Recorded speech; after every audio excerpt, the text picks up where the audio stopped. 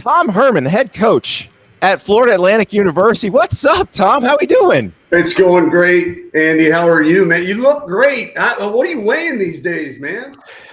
Well, I would not put me in to block anyone unless it was at fullback. So you guys are gonna have to bring back the fullback position. I'm like 220 right now. Yeah, so you look great. Appreciate it. So you are in paradise. I am also in paradise right now, slightly south of you in paradise. But what is it like coaching football in Boca? We've talked to Lane about it when he was there, and FAU and their AD have really embraced this football in paradise thing. But what is it like every day when you wake up and you're in Boca? Well, yeah, it's so much so that Coach Kiffin called me on his spring break earlier in the week and let me know he was in town. So, yeah, it's unbelievable. I had to, before my wife and kids got here, I'm eating out every night and staying in hotels and whatnot. And, I think I gained 15 pounds. Every restaurant you go to is on the beach. You kind of condition yourself it feels like you're on vacation. And I had to remind myself, hey, you live here now, and get used to it being 75 degrees and sunny in January, and taking your jet ski out during the dead period in February, and those are things I've never been able to do. And now that my family's here and we're in our house, my wife and kids are here and settled, it's been a really enjoyable off season thus far, for sure. So I got to ask you, I've talked to Matt Rule about this, and you guys kind of matched up time-wise. You finished at Texas after the 2020 season. You go work in the NFL. You come back last year into college football, into a very, very different kind of college football. What was that adjustment like to a world that you knew before, that you had thrived in and been head coach at a couple different schools and been the OC at Ohio State? And then you come back and it is a completely different system. Yeah, you kind of know what it is getting into it. Obviously, getting back into it, it's not like I left any of my contacts or following anything for 2 years. And so, but man, you really don't know until you're in it and living it. And, as much as the word untenable has been thrown out here the last 6 months or so, that's truly what it is, and until we figure out a way, you've got the analogy I use is you have 31 billionaires that own NFL teams, with the Packers being publicly owned. And if you went to those owners, those billionaires, and you said, hey, we've got a league, we want to start a league, and everybody's going to have 85 players.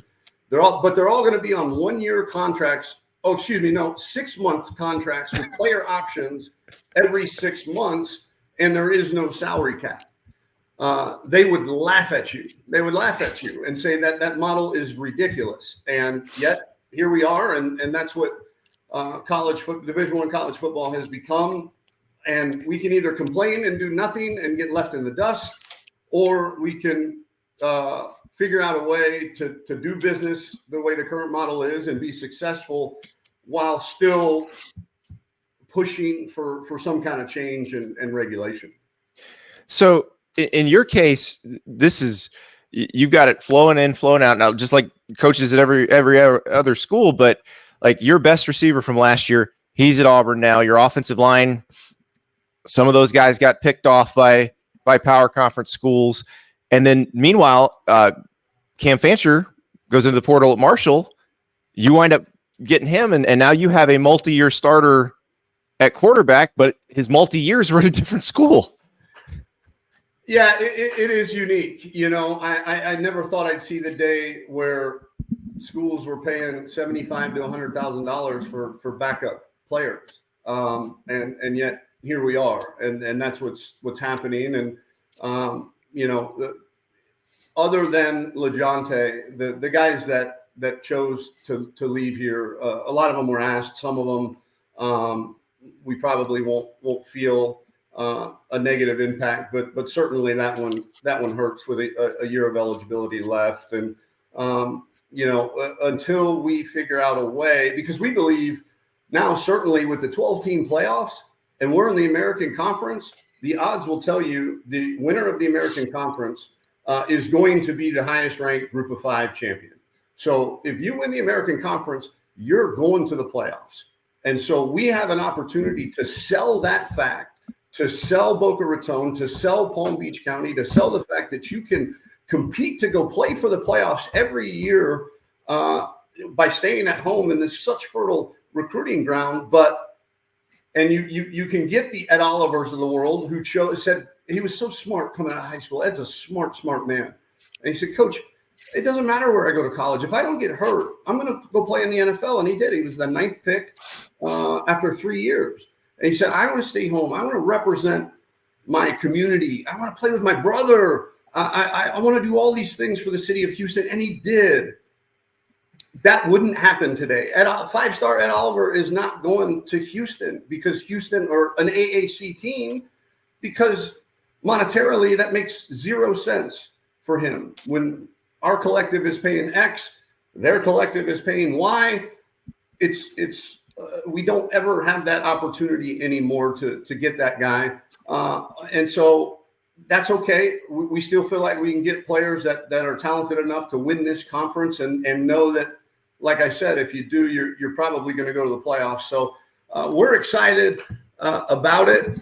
We feel like we used all of the new ways of doing business. We used it to our advantage this season. And so, or this off season, I should say, we were 1-5 in 1-score games last year. That is very unlike other teams I've been around, but it does give you hope. And that hope should be that we had talent requisite enough to be in those 1-score games in the fourth quarter with an Illinois in the Big Ten, and some really good football teams, but not the talent to get us over the top, to overcome some other deficiencies. And we had the culture to be in those 1-score games, but not quite enough to carry us. And so we feel like we've upgraded the talent, we've upgraded the culture, and it really does feel like year 2 at Texas. We took over for three straight losing seasons when we took over at Texas, and we scraped by with 6 wins in year 1, but we really got the thing going the way we wanted it in year 2, and that's when we won 10 games and beat Oklahoma, beat Georgia in the Sugar Bowl. And so this wasn't going to be like Houston. That was an 8-win team the year prior. Tony and his staff did a really good job, and they weren't far away. And so this feels a lot like when we took over at Texas, where 3 straight losing seasons coming into this. And we feel like now, after 14 months, we've really kind of started to mold things the way we really want it. Well, and I talked to Gus Malzahn about this a few weeks ago, because they were experiencing a conference switch last year.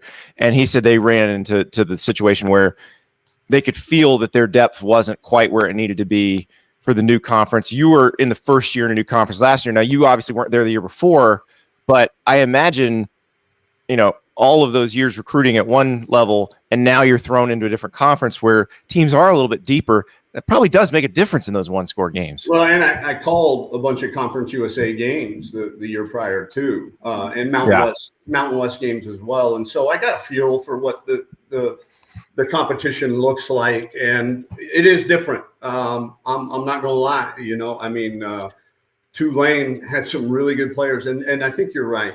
I think the depth and the lines really show up. We have a LeJontay Wester. We're gonna have good players here and there that can match up and play with anybody, but it's really, like you said, developing the depth and recruiting that depth, and continuing to recruit that depth so they stick around, and don't leave at the first sight of, I'm on the second row of the depth chart, I'm out.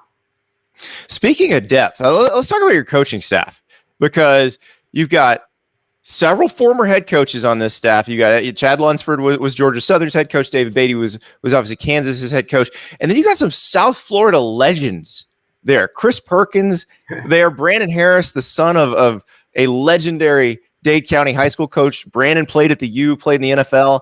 That brings me to what I said earlier about how you are beloved by rappers. So it was Paul Wall when you're in Houston, but I know you're my age, Tom. So I imagine when you saw this, I'm assuming you saw this, that this really hit hard. Uncle Luke, Tom Herman has more Dade County coaches on his staff than any college staff in the state of Florida. Thank you, Coach, for all you do.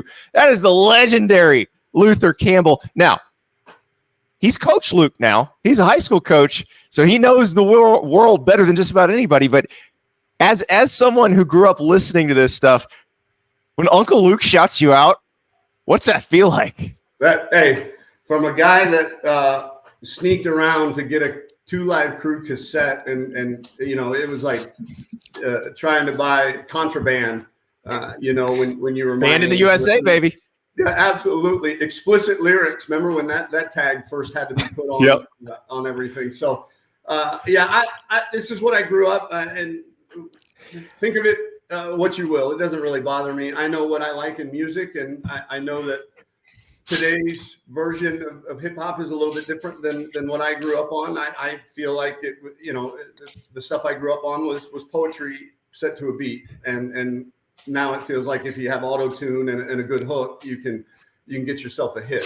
But anytime we go to an area, Kodak Black is a Broward County legend, and obviously being down here with Uncle Luke and Trick Daddy, and I mean the list goes on and on of the great Miami hip hop guys, Mr. Worldwide, from Flow Rida.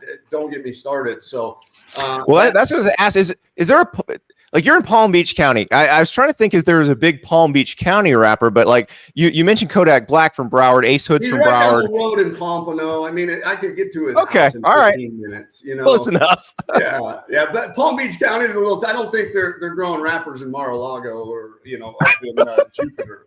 You know what I mean? Yeah. And they're too busy playing good football in the muck. So that's the other problem. No but question. Yeah, that part. But it's interesting because I don't think people understand the dynamic with Uncle Luke in South Florida football. Like, he's my guy that I call about a player. If I hear about a high school player, he'll tell me the truth because he's seen all these guys. And I did a story on him years ago. He was trying to coach for the first time, and some guy was trying to keep him from coaching because of his lyrics. And I remember calling the guy and interviewing him. I'm like, okay, what's your problem with him coaching and all that? And then I asked the guy at one point, I was like, how many kids have you tried to get scholarships for?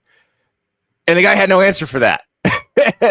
But it's very interesting because you've got, this community where it is very important. And I'm curious, you being in this area, because I know you've recruited the area before, but Broward, Palm Beach County, you guys talk about the tri-county takeover. What is it like recruiting in the most talent-rich environment in the country? It's really cool. I think the statistic is something like any given year, something like of the division FBS signees out of the state of Florida, it's like 85% come from these 3 counties. And we're proud to represent, I'm not sure where you're at right now, Andy, but we're proud to be the public school that represents the Tri-County area in Division I football. And we take a lot of pride in that. And it's something that, we signed the second most high school signees of any team in our conference this year. And we know we're going to have to pay them on the front end or the back end. And right now, instead of going and overpaying for a bunch of transfers, we feel like we're going to sign some really, really good high school football players. We're going to develop them. We're going to build relationships with them. And hopefully when we develop them into the nation's leading receiver, if you will, then there's motivation for them to stick around when greener pastures come calling. Well, and that's the interesting thing, because it sounds like you're willing to accept if you develop them and they wind up becoming great players and they leave, that might happen. But I imagine if you had them for 2-3 years, then you got a chance. Yeah, maybe they do. Maybe there's an Ed Oliver in the group. And we did, and I don't want to make it bigger than it is, Andy. Yeah. Of everybody that left, that one guy we feel the effect of, and so now would we love to have that guy? Certainly, I think any team in the country would be silly not to. So I don't know if okay is the right word. I think you have to have plans for it, and you have to not be surprised by it.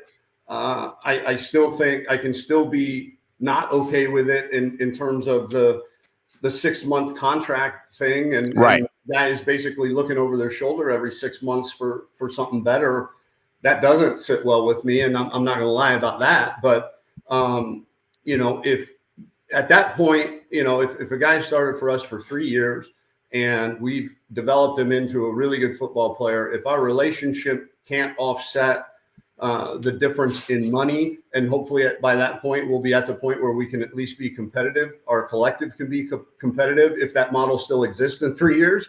Hopefully that delta between the two salaries will be matched with relationship and opportunity.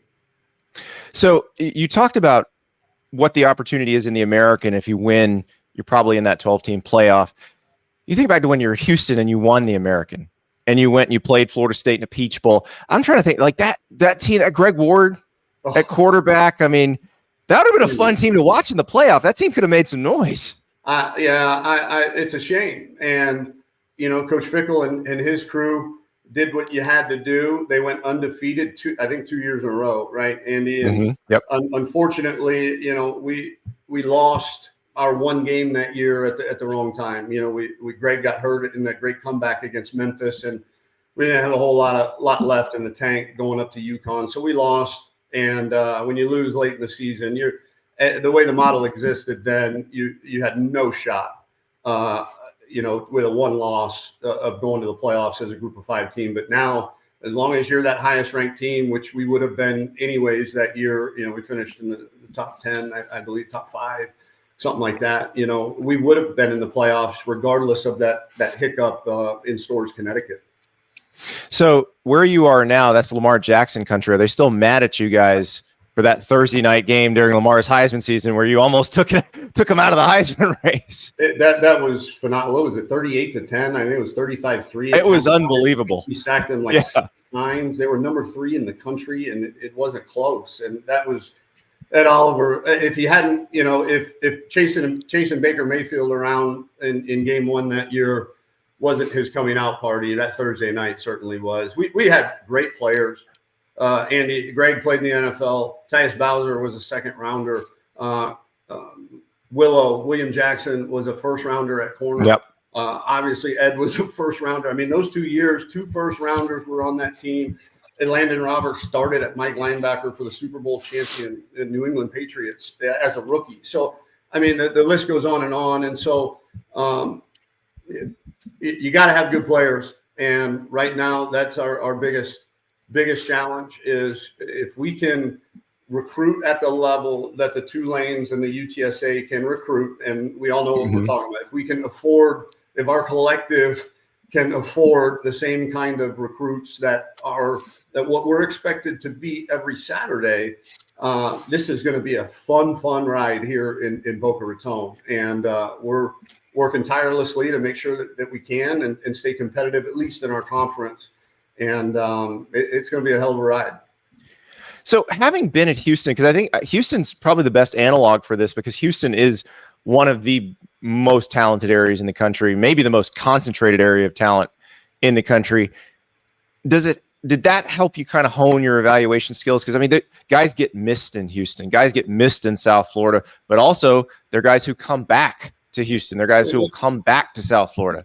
Yeah, and you for a guy that knows so much holistically of the sport, Andy, you do a great job of staying up to date in recruiting as well. And, yeah, you're right. It is a boon for us to be in this area. Like I said, if we can be competitive in the collective market, we feel like when we took this job, when we decided as a family to get back into college football, we knew it was going to be different. We didn't know it was going to be to this level, but we did make a promise to each other, me and my wife, that it would be at a place that our family is happy living. And it would be at a place where we could win championships. And those 2 boxes are very difficult to check in college football. And this is a place that we felt like, had the infrastructure, if you will, the necessary pieces. Look at those palm trees in the background. I mean, that's every day here, man. And it doesn't get better than that. And we're thrilled to death and we're excited to develop these guys into what we feel like is a championship roster. So you mentioned briefly that you were calling games before you wound up taking the job last year. I know it was a dream of yours back in the day to become a DJ or a host of some kind. Did that whet your appetite, or you got back into coaching pretty quick? Was it like, I found my calling? I think both. I certainly didn't find my calling. It was a fun challenge. Being a color guy, if you've ever done it, I think the play-by-play guy's got the easy part, right? Smith takes the snap, he hands off to Jones. Jones up the middle for 4, tackled by Johnson, right? And then you've got to know that, well, Mike Johnson's, coming off 2 straight years of ACL reconstruction. He comes from a family of 10, and you're drawing circles around. I mean, you've got to get to know 3 sides of the ball of 2 different teams in less than a week. And so that's hard. And it was a fun challenge. I miss the players, the day-to-day interaction, to have any impact on guys the way we did with Cardell Jones, and the list goes on. And I wasn't ready. I still had enough in me to be around and those guys and affect those changes as it becomes more difficult. It has. And did I take to? I think I got better at broadcasting. I think it's something I could maybe do to kill time when I finally do hang up the whistle. But one thing that stood out, I think your listeners and viewers should know, like the one thing that stood out to me as a coach, my very first game, we were in the pre-production meeting in the truck, and this is SMU versus North Texas, right? But there's still this big truck, and it amazed me that even a game like that would warrant this cost, right, of all these people and these trucks and equipment. And then so we had the pre-production meeting with the producer, and to break us down, he whatever, hey, all right, everybody, let's go to our spots, let's get ready. He says, have a great show. I was like, that's what this is. This is a reality television show. Mm-hmm. And for millions and millions of people, and that's what our lives are. And that, not to get too hokey or kind of deep thoughts by Jack Handy here, but it sunk in. Like when he said, have a good show, I was like, no, these guys are going out there bleeding, sweating, crying, putting their bodies on the line, and we're making a show, and it was interesting to hear or see that side of it for sure. Well, and it's exactly what it is. And I think that's probably the disconnect you see sometimes between us out here and you guys who are in there, because you know these players. When somebody comes off or somebody goes down on the field, like his mom, his sister, exactly how everybody's feeling. And meanwhile, the show is cutting to commercial. So yeah, it's crazy how it works, but you're exactly right. And I just speaking of, you mentioned Cardell Jones. So before I let you go, I do want to ask you this. Cardell's worked with one of the collectives at Ohio State. Did you call him getting the NIL advice when you got back in the game? Believe it or not, the answer to that question is yes. Yeah, Cardell has actually flown to Boca, has consulted, if you will, with our collective, and we talk regularly and bounce ideas off of each other. So he's got a lot of irons in the fire. Michelle and I are invested in some of those still in Columbus, and shout out to +2 training out there in Columbus, Ohio. No, Cardell's doing great up there in Columbus, and is really thinking outside the box too when it comes to collectives as well. Well, and you got to have all those good ideas around you, because you're in a new conference. You're trying to get that edge, and then this is maybe a way to help find it. And the palm trees are a nice edge too, though. Yeah, no doubt. Yeah, if you're gonna do it, this is a pretty good place to do it. Tom Herman, thank you so much, and good luck with the rest of spring practice. Thanks, Andy. Appreciate you having me. Go Owls. Thank you so much for watching. Just a reminder, subscribe to this channel right here so you never miss an episode of Andy Staples On 3. And oh, by the way, watch all the other great videos on the On3 Sports YouTube channel.